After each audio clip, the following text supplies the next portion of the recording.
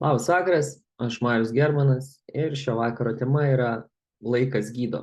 Mitas ar faktas? Pradėkime nuo to, kas aš toks ir kodėl verta manęs klausytis. Aš esu tėtis ir sūnus, mokinys ir mokytojas, santykių coacheris, LDK Global bendrai kūrėjas. Mokinausi iš tokių žmonių kaip dr. Žana Fičak, iš Karolio Stasiūno, iš dr. Džono De Martini, Neoros, Peter Sage, Martino Driuko, Donato Kantakevičiaus ir svarbiausia, iš savo pačio patirties.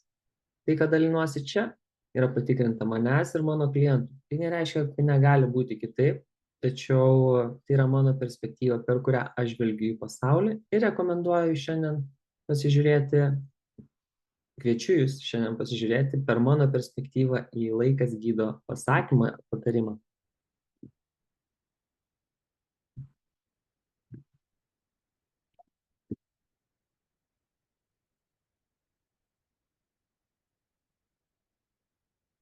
Laikas ir emocinis žaizdos.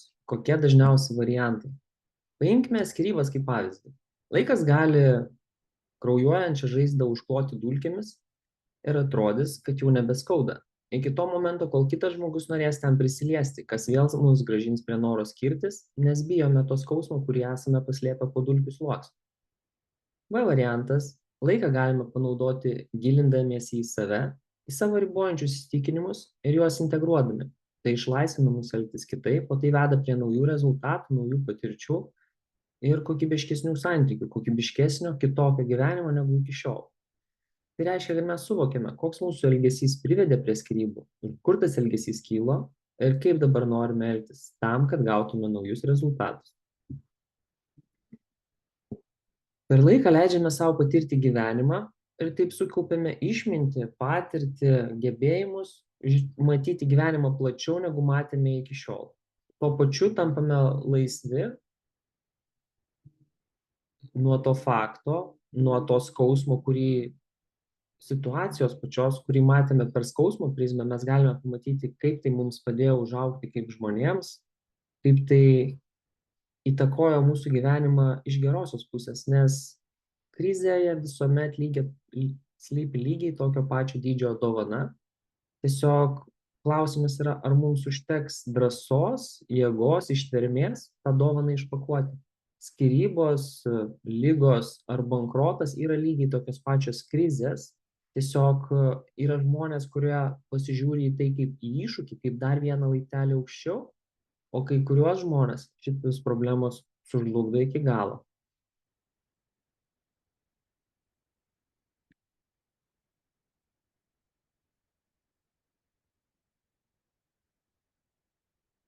Variantas A tinka žmonėms, kurių šūkis ignorance is bliss. Ignoravimas yra palaima. Panagrinėsiu per kliento patirtį. Žmogus atėjo, nes mergina jam buvo neištikima ir jis ją atleido. Pradėjus dirbti pasirodo, kad tai jam jau ne pirmas kartas. Pirmą kartą buvo susituokęs ir išsiskyrė dėl tokios pačios priežasties. Ir tai buvo pasikartojantis ciklas ir tuomet priklauso nuo žmogaus savistabos lygio, nuo sąmoningumo lygio, ar jis pastebės tą ciklą ir sugalvos daryti kažką kitaip, kreiptis pagalbos, skaityti knygas, eiti į seminarus, tam, kad tai nepasikartotų, ar jis tiesiog visą gyvenimą kaltins moteris, vyrus, tam, kad tai kartojasi. Nes mūsų partnerio poelgiai, elgesys, taip kaip jisai žiūri į gyvenimą, taip kaip jisai elgesi su mumis, mums tiesiog atspindi, kaip mes bendraujame su mumis, su savimi. Ir atspindi mūsų giliausias traumas ir problemas. Tai kai mes gauname romantinius partnerius, mes turime galimybę išsispręsti savo problemas ir susitikti su partneriu naujoje kokybėje. Tokiu būdu santykiai tampa gyvi ir jie auga, keičiasi. Tarsi, kiekvieną mėnesį tas santykis būna kitoks. Truputį kitų kampų, truputį kitaip. Kažkas gal daugiau valgyti gamina, kažkas gal daugiau nori mylėtis, kažkas gal daugiau nori keliauti. Ir visa tai vyksta dėl mūsų vidinio pokyčio pirmiausia. Ne dėl to, kad mes kaltinam ar reikalaujam iš savo partnerio, kad jis elgtųsi kitaip. Patyrus skyrybas širdis kraujuoja. Laikui praėjus atrodo kraujavimas sumažėja, o noras turėti ką nors šalia vis auga. Taip žmonės grįžta vėl į santykius ir tai nėra blogai, tačiau tas kraujavimas pasąmoningai daro savo ir žmogus pasąmoningai pradės kurti situacijas taip, kad žmogus, su kuriuo jis yra santykiuose, nepriartėtų taip arti, kaip buvo paskutinis partneris, nes pasąmoninė skausmo baimė bus didesnė nei laimės noras. Čia yra labai svarbus momentas, kuriame mes žmonės, kurie pastringa skyrybų skausme, kurdami naujus santykius, susipažindami su naujais žmonėmis, gali būti, kad nebeprieis iki tokio gylio santykio, iki tokio malonumo santykio, kaip buvo su paskutiniu partneriu, jeigu neatliks darbo, nes tas skausmas, tas širdies kraujavimas, neatlikus vidinės transformacijos ir integravimo, bus per didelis. Ten sugrįžti savo noru, nieko nedarant, yra lygų beprotybei, tačiau tai yra vienintelis kelias iš to skausmo, tam, kad tas skausmas nebekontroliuotų ir būtų galima daryti naujus pasirinkimus. Tai kaip ir paminėjau apačioje, tai išeitis dirbti su savo emociniais blokais, būnant santykiuose arba prieš juos pradedant. Dirbti galima pačiam arba su coacheriu, psichologų pagalba. Svarbiausia, kad atrasti savo būdą dirbti su savimi. Ar tai yra knygos, ar tai yra coacheriai, psichologai, seminarai. Tai, kas veikia jums ir orientuotis į rezultatus. Variantas B. Žmogus po skyrybų gali sustoti ir pagaliau rimtai įsivertinti, kur atsidūrė ir kodėl. Nusprendus pradėti gilintis į savo vidų, emocinius blokus ir elgesio modelius. Viskas pasirodo kaip ant delno. Pavyzdžiui, vaikystėje mama šeimoje buvo vyras, o vyras tiesiog šokinėjo aplink mamos norus. Tai užaugus merginas susiras tokį vyrą, kuris šokinės aplink jos norus, o vaikinas tokią merginą, kuri galės jam pasakyti, ką ir kada, kaip daryti. Kad ir kaip mes to nenorėtume, bijotume, vengtume, mes esame pasmerkti arba palaiminti kartoti savo tėvų santykio modelį iki tol, kol mes nedarome vidinio darbo. Tai ar pasmerkti, ar palaiminti priklauso nuo to, kokį tėvai turėjo santykį ir kokį santykį tarp tėvų mes stebėjome, iš kokio santykio mes mokinomės. Lendant giliau, mes savo partnerius visuomet pritraukėme pagal savo kūdikystės, vaikystės traumas. Pavyzdžiui, jei mergina nebuvo laukiama savo mamos, tai yra atmetimas, fear of rejection, susiras vaikiną, kuris sąmoningai ar pasąmoningai buvo atmestas savo tėčių. Ir šios traumos sukelia tokią chemikalų audrą, aistrą mūsų kūnuose, kad mes tai sumaišome su meile. Man pačiam tai teko pereiti ir tas jausmas, kuris kyla, kai žmogus traukia dėl tų vaikystės traumų, dėl emocinių blokų, yra kažkas tokio. Tai prasme, nelieka pasaulio, lieka tokia kaip apsėdimas, net pavadinčiau, priklausomybė. Atrodo, 80% dienos galima galvoti tik apie tą žmogų, nesvarbu, dirbi, keliauji, valgai, tas žmogus galvoje. Ir tai yra vienas pagrindinių red flagų, tokių, sakykime, ką galima atkreipti dėmesį tam, kad pastebėti, ar tai vis dėlto meilė, ar tai tiesiog priklausomybė ir bus reikalų. Ir tai sukelia reikalų, ypač būna santykiuose, nes jeigu vyras, moteris yra susituokę ir sutinka kažką darbe ar, sakykime, renginyje, nuo tokį žmogų, nuo kurio dingsta žemė iš po kojų.